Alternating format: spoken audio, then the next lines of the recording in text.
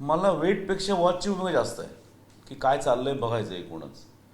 कारण महाविकास आघाडीची सध्याची परिस्थिती, महाविकास आघाडी आहे का नाही आहे, त्यात नेमके कुठले पक्ष आहेत, अजून हे काही अजून दुसरं सगळं परिस्थिती आहे. विशेषतः काँग्रेस आणि शिवसेना यांच्यातले जे काही संबंध आहे उद्धव ठाकरेंच्या गटाचे, हे थोडेसे ताणलेले आहेत किंवा फार काही त्याचे जवळ नाही आहेत असं दिसतं मागच्या एकूण घडामोडी पाहिल्या तर. त्यामुळे आत्ता तरी ती परिस्थिती अशी की ती वॉचच्या भूमिकेत आहे वेटपेक्षाही. वेट काही मला वाटत नसेल.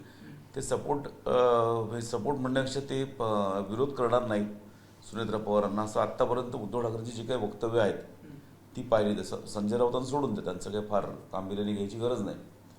पण उद्धव ठाकरेंची जी काही वक्तव्य आहेत ती पाहिली तर अजूनपर्यंत तरी त्यांची भूमिका अशी दिसते की शिवसेना ही पाठिंबा देईल.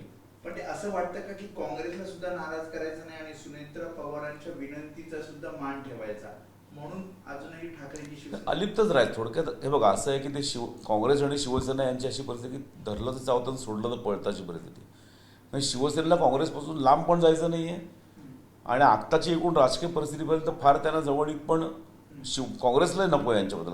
आता अशी परिस्थिती आहे. एकूण मतांची जी काही त्यांची जी गणितं असतील किंवा पाहिली तर, त्यामुळे ते आता असं दिसतं एकूण की त्यांना आत्ता फक्त वॉच. पण राजकीय कोंडी झाली आहे या सगळ्यामध्ये झाली, नक्कीच झालेली राजकीय कोंडी झालेली आहे, 100% झालेली आहे ती. आणि ती कोंडी फोडायची पुढे आणि कशी, हा एक प्रश्न आहे. ते आता आपल्याला कळेलच. 24 तास राहिलेत फक्त आता. एबीपी माझा, उघडा डोळे बघा नीट.